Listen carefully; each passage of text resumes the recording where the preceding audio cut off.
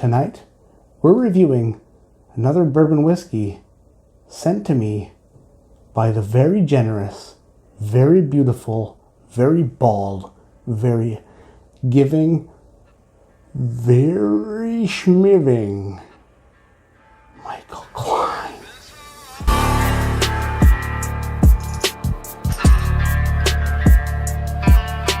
Michael Klein sent me some Blanton Bow.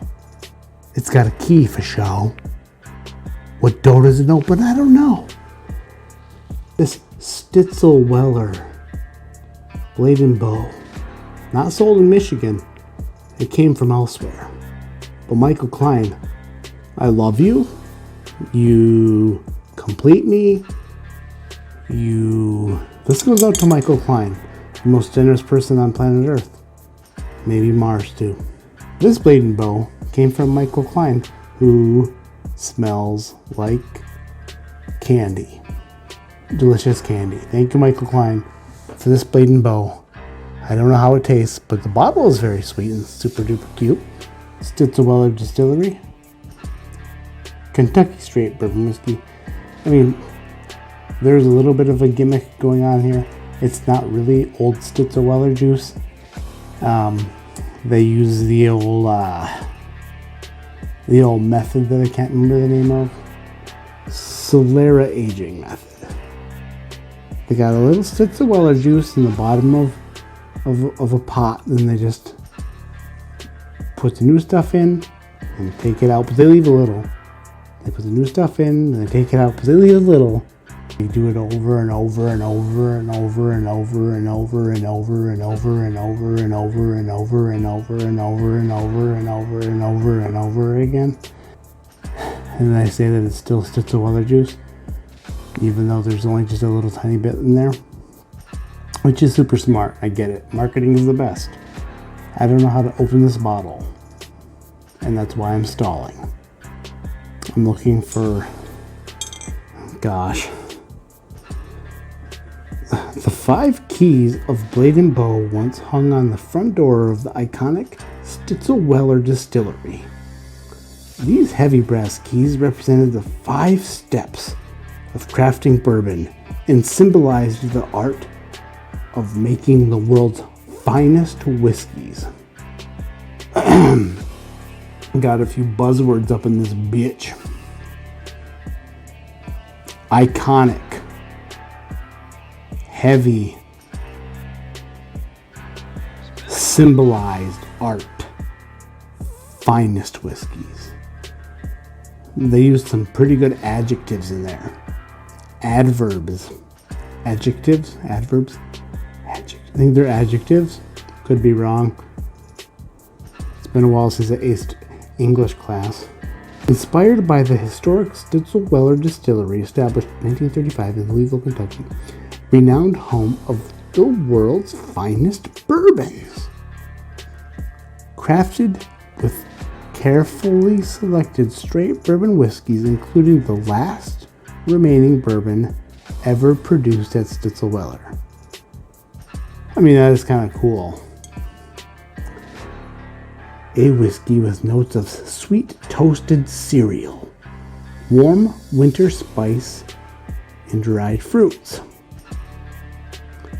What is warm winter spice? Warm winter spice. Warm winter spice.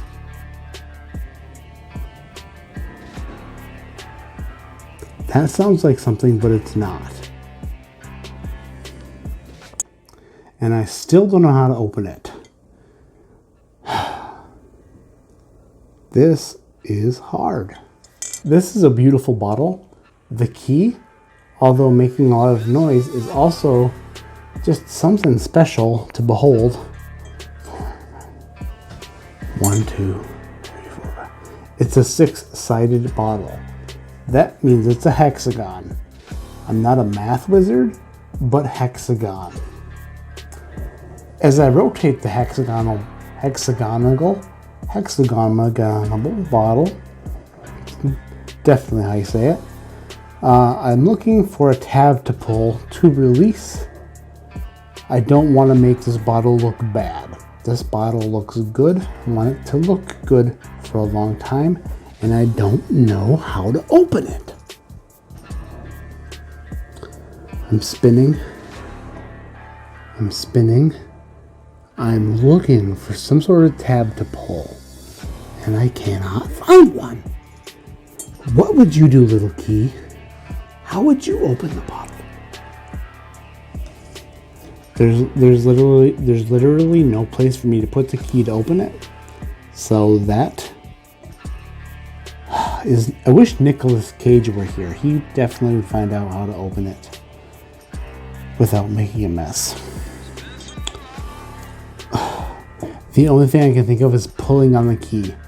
If I pull on it, it might open it. Let's find out. I was right.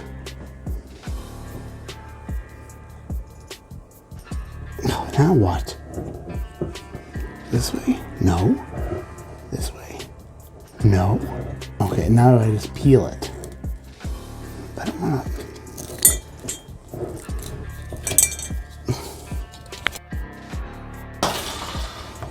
That was stupid. Let's pop this son of a bitch. It's very pretty now that the top is off. It's jingling with the key. Let's see what I got. America.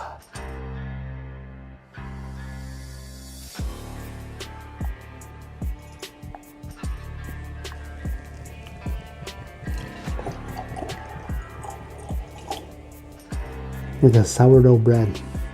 Sourdough bread. 91 proof. Okay.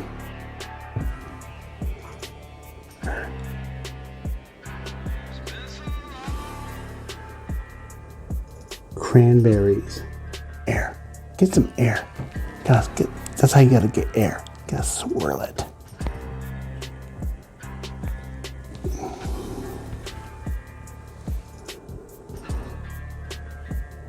Some floral notes, like a white flower with a yellow inside.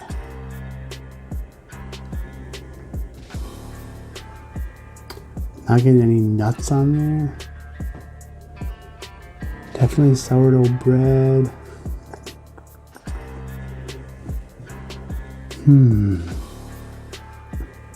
Light fruits. An unripe pear. Not a ripe pear, an unripe pear. Some, like a pretzel. That's weird.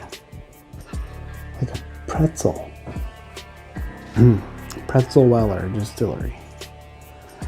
Strange.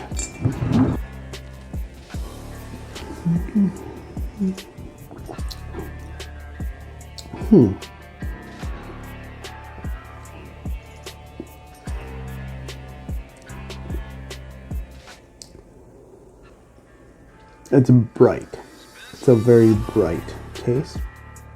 A lot going on the front of the palate and in the mid palate. Kind of vanishes towards the end, and the finish, well, you know what? I was gonna say the finish isn't that fantastic, but it's still going a little bit. This is unique. It's actually really, really good for a 91 proof bourbon. It's a thinker. You know me. I'm not a great thinker, so it's gonna take me a minute. I'm getting like a graham cracker, maybe like a honey graham, a honey graham cracker.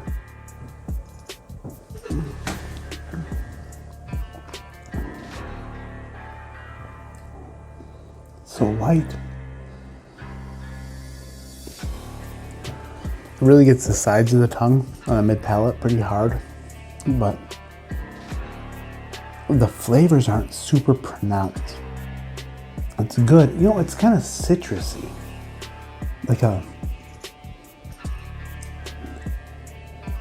lemony snicket. The lemony snicket honey biscuit. Super drinkable. This is very drinkable. It's not super complex. I'm not getting a ton of things. It's not changing a lot, but it tastes different than a lot of other bourbons. You're not getting like the traditional, quintessential, everyday bourbon notes. You're getting a little bit of different stuff. And what is it? Why don't you tell me? Oh wait, it said something. It said, gotta read now. Blah, blah, blah, blah, blah. Not there. Notes of sweet toasted cereal, warm winter spice, and dried fruits. Sweet toasted cereal.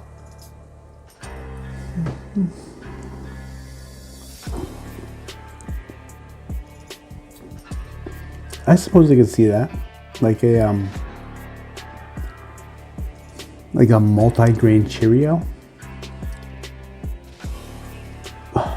But you know, that wouldn't be my first tasting note. Now, it also says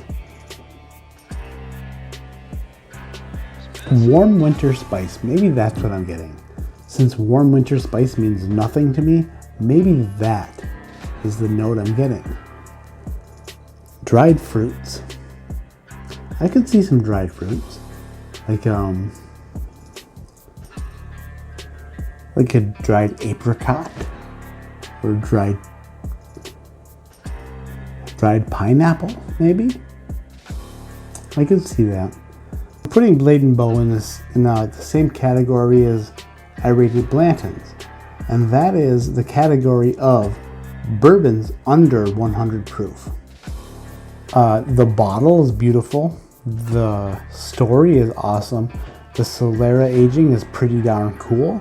I think that this provides a super cool story if you were to share it with a friend. Let's say that ADHD farting came over to your house and was like, you were like, "What's up, brother? You would like me to pour you some whiskey?" And he was like, let's say ADHD comic books came over and he was like, "What up, nerd?" And I'm like, "Nothing, nerd. What's going on?" And he said, "You got any whiskey?" And I said, "Sure do." And he said, "What do you got that's interesting?" I could say, "Nerd, I got some Blade and Bow." And he'd say, "Is there any nerdy stories that you could tell me?" And I'd say, "Sure as shit can. Let me tell you about some Solera finishing and some Stitzel-Weller and drink this up." And he'd be like, "That's friggin' amazing. And thank you for the story, nerd." And I'd say, "Nerd, no problem." This bottle and the story alone, I think that if this was sitting next to a Blanton's, you're going to get the same amount of enjoyment either way. Realistically, the Blanton's is a better whiskey, and it also has the collectability factor. It's a little more expensive. This one may be a little less expensive, but harder to find. The whiskey isn't quite as good, but the bottle and the key and the Stitzel-Weller and the Solera aging, it's a tie between Blanton's and Blade and Bow. And if you don't like it, you can kiss my ass. I want to thank everybody for watching. I want to encourage you to leave a comment below. I want to encourage you to leave a thumbs up. And I'd like to demand you to subscribe. That's a demand. My name is Matt. This has been ADHD Fishing. Like I always say, keep your head in the clouds, but your mind